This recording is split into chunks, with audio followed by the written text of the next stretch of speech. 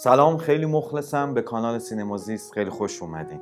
فیلم پالپ فیکشن رو از زوایای مختلف آدم‌های متفاوتی بررسی کردم، اما من یک زاویه نسبت به این فیلم پیدا کردم که خیلی از چیزهای اون رو میتونه توضیح بده. مثلا اینکه چرا به لحاظ زمانی ساختار این فیلم به هم ریخته است، غیر خطیه، یا برخلاف اون چیزی که خیلی ها اعتقاد دارن کشتن وینسنت در اون لحظه یک بازیگوشی ساده از سوی تارانتینو نیست، بلکه طبق این زاویه وینسنت بعد همونجا و همون لحظه میمرد.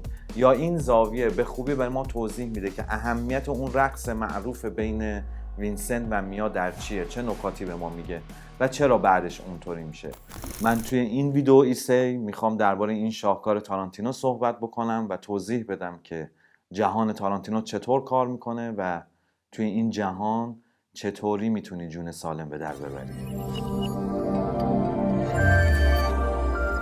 بیاین کار رو از این سکانس شروع بکنیم. ورود جولز و وینسنت به این آپارتمان نمایش از قدرت و خشونته. جولز باورش به اقتدار رو در نقش مأمور والاس از طریق لحن، زبان و استفاده از یه آیه انجیل نشون میده. تیراندازی ناموفق این یارو و نجات اونا از 5 گلوله‌ای که شلیک میکنه نقطه عطفیه که باور جولز رو تغییر میده. جولز این رویداد رو به عنوان یه معجزه تعبیر میکنه، در حالی که وینسنت اون رو صرفاً یه تصادف میدونه. زوایای پایین دوربین هنگام صحبت جولز قدرت و تسلط اون رو تقویت میکنه، در حالی که بعد از تیراندازی دوربین کمی تغییر زاویه میده و تردید رو توی صورت اون برجسته میکنه. نمای بسته از جولز که جلوی اون سوراخ‌های گلوله روی دیوار وایستاده نمایشی از لحظه‌ایه که باور به دنیای متافیزیکی توی ذهن جولز برجسته میشه. نورپردازی طوریه که کنتراست بالا توی آپارتمان ایجاد کرده، یعنی فاصله بین تاریکی و روشنایی کاملا معلومه. این نورپردازی فضای پرتنش و بسته ایجاد میکنه که میتونه نشون دهنده دوگانگی بین باورهای جولز و وینسنت باشه. بعد از تیراندازی توی نور محیط تغییر به وجود میاد، تغییری که با آرامی تحول فکر جولز رو توی این سکانس برجسته میکنه. تغییر تون صدای جولز وقت صحبت درباره معجزه نشون دهنده تحول توی باورشه و حالا که دست خدا رو توی اون ماجرا دیده متوجه میشه که باید به عنوان یک انسان مسئولیت اخلاقی به عهده بگیره و تغییر کنه. این سکانس تعارض بین دو باوره. یک باور این که زندگی مجموعه از رویدادهای اتفاقی و شانسیه که هیچ ربطی به همدیگه ندارن و این باور وینسنته، و دیگری باور جولزه که اعتقاد داره پس این ظاهر اتفاقی رویدادها یک معنایی وجود داره و هیچ چیزی بیدلیل اتفاق نمیفته. باور به هر کدوم از این دیدگاه ها منجر به سرنوشت های متفاوتی میشه، چرا که این فیلم در مورد کاراکترهاییه که هر کدوم به یک چیزی باور قلبی دارن و این باور اونها رو به سرنوشت‌های متفاوتی گره میزنه. اینه اون زاویه‌ای که اول ویدیو راجبش صحبت کردم. من میخوام بر اساس همین زاویه فیلم رو بررسی کنم و نشون بدم چطور از این منظر همه چیز با هم توی این فیلم جور در میاد.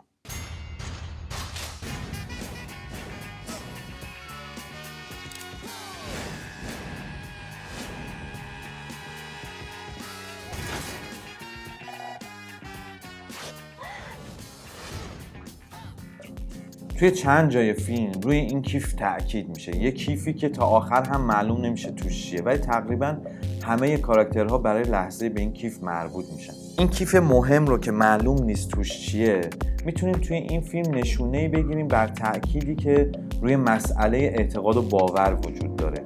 اینکه محتوای باور مهم نیست ولی خود باور چرا خیلی مهمه.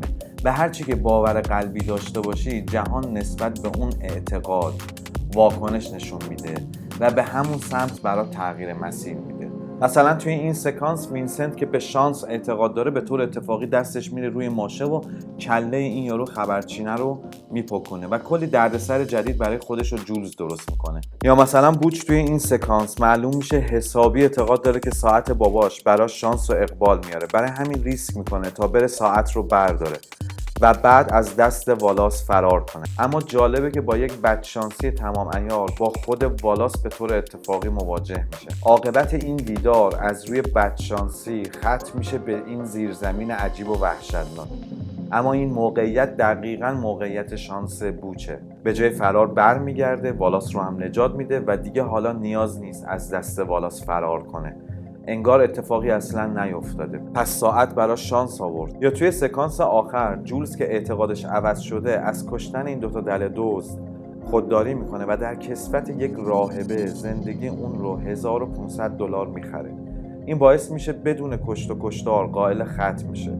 پای پلیس به میون نیاد، کیف به والاس برسه و علاوه بر همه اینها جولز برای اولین بار در نگاه بقیه یک قهرمان جلوه کنه و همون لحظه که تصمیم میگیره راهش رو عوض کنه موقعیتش پیش میاد و طعم این قضیه رو میچشه.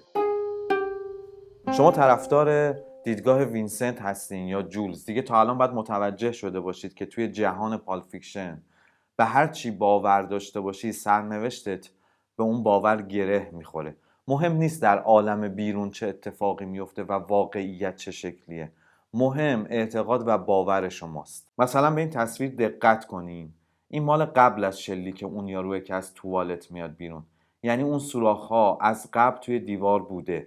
شاید به خاطر تیرهایی که وینسنت از اون طرف به پسر سفیدپوست زده. ولی سوال اینجاست که اون گلوله هایی که اون تفنگی که وینسنت بهش میگه تفنگ فیلکشی شلیک کرده، اونا کجا رفتن؟ و بعد نشان طلایی در مورد همین مسئله مورد بررسیمون، یعنی تأثیر باور بر سرنوشت، میرسه به این سکانس. بوچ اومده ساعتش رو برداشته اما با خودش میگه بد نیست یه صبحونه هم بزنم. نون رو میذاره توی توستر که صدای سیفون رو میشنوه و تفنگ رو روی کانتر میبینه. وینسنت و بوچ توی این صحنه شروع خوبی با هم نداشتن. شاید اگه قبلا با هم دیداری نداشتن یا توی این آشنایی اول وینسنت با بوچ برخورد بهتری میکرد، میتونستن مثل قراره که والاس و بوچ گذاشتن، یا مثل قراره که وینسنت و میا با هم گذاشتن، یا مثل قراری که جولز با اون دوتا دل دزد میذاره چشمشون رو روی همه چی ببندن و برن پی کارشون. اما خیلی اتفاقی همون لحظه توستر نون رو میده بیرون و انگشت بوچ میره روی ماشه. ببینین کارگردان چقدر روی نگاه بوچ بعد از متلک‌های وینسنت توی این صحنه اولین دیدارشون تاکید میکنه. مقایسه کنین این دوتا پلان رو. پس میبینیم که برخلاف نظر خیلی ها کشته شدن وینسنت صرفاً بازیگوشی یک کارگردان شوخ‌طبع نیست، بلکه تمهید یک کارگردان نابغه است که در مورد نبوغ اون توی پایان بندی یک کم جلوتر توضیح میدم. اما حالا بریم سراغ سکانس شام بین میا و وینسنت که یکی از سکانس‌های شاهکار این فیلمه و خیلی توی فرم اهمیت داره. ابتدای سکانس در مورد یه سری چیزهای معمولی صحبت میشه، اما پشت این حرفای معمولی از امور معمولی یه رابطه‌ای میبینیم که یه طرفش پر از قید و قاعده هایی هستش که وینسنت برای خودش توی این قرار گذاشته و یک طرفش آزادانه و بی‌پرواز که مربوط میشه به میا. این حرکت میا خیلی معروفه، یه چارچوب میکشه و به تمسخر به وینسنت میگه که انقدر توی چارچوب نباش پدرجان. صحنه رقص دو نفره به خوبی نشون میده که میا چقدر راحت و آزاد میرقصه، با حرکاتی که بیشتر دست و پا تکون دادن و شلنگ تخته انداختن هستن و انگار سبک شخصی اون در رقص به حساب میاد. و وینسنت چقدر معذب میرقصه و حرکاتش حساب شده است. آهنگ You Never Can Tell توی مسابقه رقص به شکلی عالی با این صحنه هماهنگه. این آهنگ به باور وینسنت اشاره داره که همه چیز ممکنه به شکل تصادفی و بی‌قاعده رخ بده و واقعا هم رخ میده. وینسنت اینجا خیلی میخواد کنترل اوضاع دستش خارج نشه و خط قرمزها رو نشکنه، چون تصورش اینه که والاس روی میا خیلی حساسه، اما چون کلن چون این آدمی نیست که خودش رو کنترل کنه و ما این رو چند جای فیلم به خوبی میبینیم، قضیه میا به شکل دیگه از کنترلش خارج میشه، چیزی خیلی بدتر از این که پای میا رو ماساژ بده. حالا میفهمیم چرا این فیلم لازم داشته که ساختار روایتش به هم ریخته و غیر خطی باشه. ترتیب غیر معمول صحنه ها مخاطب رو به فکر وادار میکنه که ارتباط بین رویدادها رو پیدا بکنه و نحوه شکل‌گیری سرنوشت هر یک از کاراکترها رو خرد خرد توی ذهنش مجسم کنه. این ساختار به خودی خود باورهای متفاوت کاراکترها و نحوه واکنش نشون دادن جهان به این باورها رو برجسته میکنه. تازه برای یک کار مهم دیگه هم فیلم لازم داشته که ساختارش اینطور نامنظم باشه و اون اینه که کاراکتری که بخش زیادی از فیلم مخاطب باش همراهه، یعنی وینسنت، در میانه کشته میشه و برای این که مخاطب در پایان فیلم رو با نارضایتی ترک نکنه نیاز به یک سکانس پایانی داریم که مربوط به رویدادی قبل از کشته شدن وینسنت باشه. پس به خاطر این پایان بندی هم که شده این ساختار نامنظم کارکرد ویژه‌ای پیدا میکنه. از طرف دیگه این سکانس پایانی در واقع ادامه سکانس افتتاحیه فیلمه. توی میانه سکانس پایانی میبینیم که بعد از این همه ماجرا وینسنت و جولز اومدن توی رستوران و کافی شاپی که دیدیم 2 نفر قرار اونجا سرقت مسلحانه انجام بدن. تارانتینو اینجا داره نبوغش رو نشون میده، داره توی یک کار پست مدرن از پایان بندی کلاسیک استفاده میکنه که خیلی شبیه به پایان بندی وسترن های قدیمیه. توی پست مدرنیسم اعتقاد بر اینه که هیچ حقیقت مطلقی وجود نداره و همه چیز بسته به نگاه ماست. دنیا اونطور که ما تصور میکنیم از پیش معنایی براش چیده نشده و ما با روایت هامون، داستان هامون و فرهنگمون به اون شکل میدیم. برای همین هیچ داستان،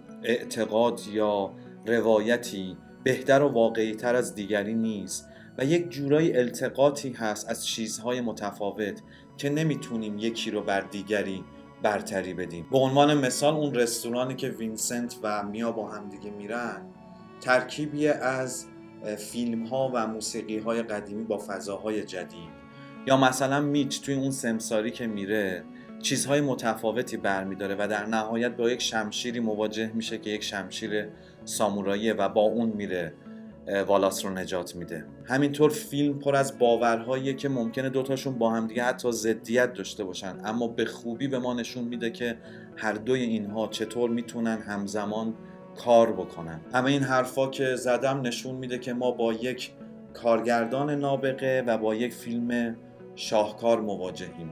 نظر شما چیه؟ من فقط از یک دیدگاه به این فیلم پرداختم، دوست دارم دیدگاه شما رو هم بدونم. خیلی ممنونم، تا ویدیوهای بعد.